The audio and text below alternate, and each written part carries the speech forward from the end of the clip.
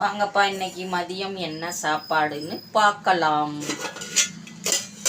சுட சுட சோறு, ஆவி பறக்க.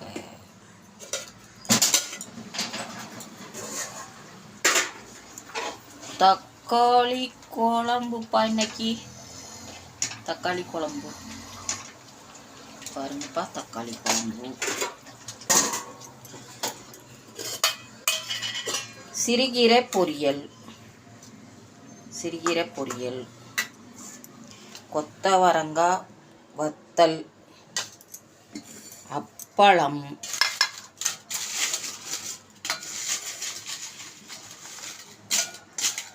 மோர் மிளகாய், கொத்தவரங்காய் பொரியல்.